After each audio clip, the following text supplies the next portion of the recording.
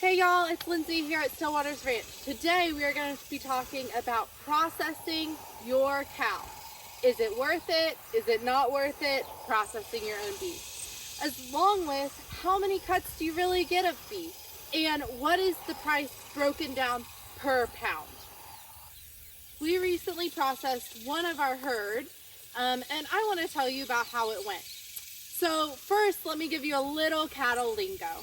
So a cow is a female cow that has had a calf. This is a cow right here. This is our mama. We call her Mama Sita. And this is a heifer. A heifer is a cattle that is a female but has not calved a cow yet. So this is a heifer. This is a cow. And then you have a bull, which is a male cow that can continue producing more offspring. And then you have a steer that is a male cow that can no longer father children, that has lost its stuff. And typically, ranchers love to have cows, heifers, and steers on their property. You really only need one bull per herd, and we do not even have a bull. We take our cows to a friend's house to get pregnant every year because a bull kind of tears up your land and they're pretty aggressive typically. And we love to be close to our cows and don't love dealing with a bull. So what we processed was a steer. It was this mama's baby from 2 years ago. Yeah, we had cut off its stuff. So it was a little more docile, and we were able to have it here and to raise it.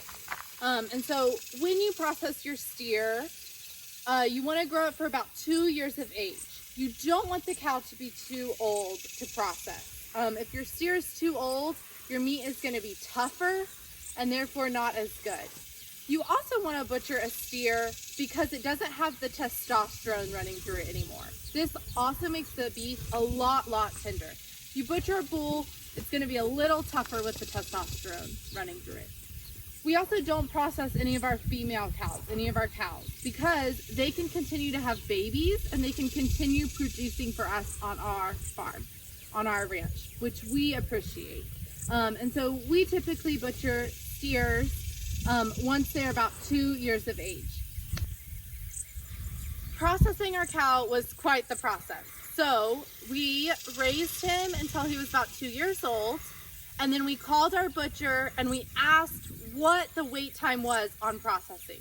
So there's different processing times for different butchers. Some butchers will have a really long wait list. And if your butcher has a 6-month wait list and you've grown your cow to about 2 years, you might be in a pickle. You might be in a bind. And so I called our butcher about 6 months out from where we wanted to process and said, hey, how long is your wait time?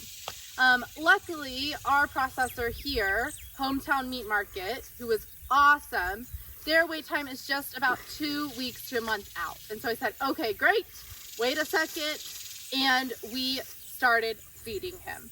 So when we were about a month out from butchering, we put him in a much smaller pen and we started doing the finishing process. Now, you can do grass-fed, which our cows are, and grass-finished, which means you just finish them on grass beef. That's great.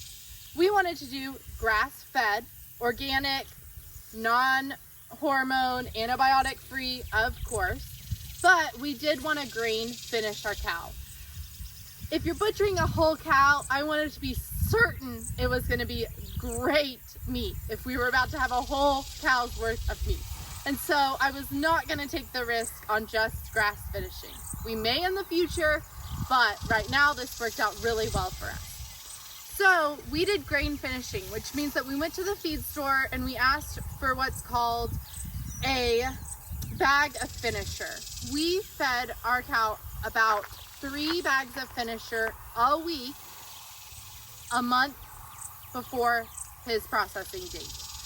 Put him in a smaller pen, gave him hay, fresh water of course, and then about a third or to half a bag of finisher a day before he went to the processor.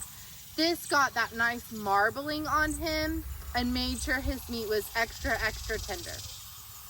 So we did that process, and then we loaded him up in the trailer and we drove him to our butcher. So when you take your cow to your steer to the processor, you're gonna load them up in the trailer and take them there. They do the killing there. Super important that you try to make your steer not stressed. So put them in the pen a few days before where you're able to load them in the trailer easily. Make the trailer look relaxing, put some feed in it, be calm when you're loading him. But if your steer is tense, he's gonna tense up that meat, and that's not great. So you want him to be as relaxed as possible and go ahead and drive him to the butcher. And now let me show you my freezer and show you what we got after the butcher. Here is our freezer full of meat. We have a few chickens in here and then quite a bit of beef. We got this beef back about 6 months ago from the butcher, and so when we got it back, we were completely full. All this and the door. With that, we gave/sold about 1/3 of our beef to family and friends. And then we kept 2/3, to which we have eaten about 1/3, and we have about 1/3 left. Let me show you a little bit of meat, and then I will talk to you about how much we got and the weight and the cost of it all. So this is one of just our arm roasts. Pretty, not fabulous cut of meat, but you can see the marbling there. Beautiful. We were so proud of this cow. Let me find, I actually have a ribeye unthawed that I can show you in a second. But let's go over some of the numbers here. So our cow's hanging weight, our steer's hanging weight, when they gutted it and took the hide off of him, he weighed 656 pounds, which means probably fully dressed, he was probably about 1,200 pounds. So you're gonna take about half of your cow's weight, a little less, and then that is gonna be their hanging weight. From their hanging weight, you're gonna take about 60% to half of that, and that is gonna be the meat that you get back. This number is pretty important to ranchers. So our number was 53%. We got 53% of our steer's hanging weight back in meat. So we got 347 pounds of beef back. The butcher did talk to me about a few ways I could increase that number, that 53 number, to maybe 55%. By getting a few of our roasts cut into steaks, since our marbling was so good, like getting Denver steaks rather than a few roasts and things like that. So I'm definitely gonna try that next time. So is it worth it? Is it worth processing your own cow? Let's do the math. I'm gonna close this freezer so it doesn't get too hot out in there. So is it worth it? Is it worth processing your own cow? Taste-wise, I would say 100% worth it. You can definitely taste the difference in the meat. Cost-wise, I would also say 100% worth it. So let's break down some of the costs. We did buy our mama and our baby, our steer, during the drought in Texas, so beef prices were a little low. A lot of ranchers they were buying a ton of hay for their cattle, and they couldn't necessarily afford to keep the herd sizes that they had. And so we bought our mama and our baby from a friend for about $750 each. And these are Beefmaster cows. That was a super good family friends price. But our steer was about $750. And then he really grazed around all this grass for his life here for 2 years. We were in a little bit of a drought, so we did buy a little hay, but not much. We don't have a ton of cattle. We've got pretty good grass and land, and so he mainly ate what was here. That last month and a half of finishing him on grain, that did probably cost around $500 in feed and hay. maybe a little more than that, maybe 700, but for this we'll say 500. And then our butcher's cost was $850. So typically how your butcher charges is they do a set kill fee. For ours it was about $90, and then they do a hanging weight per pound cost. And so might be $1 something per pound of the hanging weight. So that's 600, something dollars of the hanging weight.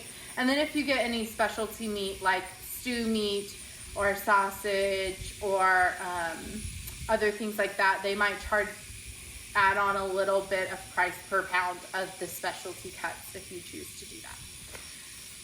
When you go to your butcher, you fill out a cut sheet. So you get to pick the types of cuts you want, how thick you want your steaks, how big you want your roasts, so many different options. I can go through briefly what we did, but we chose to do bone-in ribeyes, thick, an 1.25 inch thick. We chose to do filet mignons rather than a back strap from the cow. And so we chose to do the filet mignons 2-inch thick. We got several roasts, a ton of ground beef. I did get soup bones, mini soup bones, and I did get bone marrow bones, which are fun. And then I would say the most underrated cut of meat that there is at the butcher is going to be the bavette steak. It is like a really thick, thicker skirt steak. There's 2 of them on your steer, and it was so good, just pan seared with a little sauce. Obviously not as tender as your ribeye, but still really tender and delicious. I would also say a hanger steak is kind of an underrated cut of meat from your steer. And that's part of the fun of it, is getting to try all these different cuts that you may or may not find at the store.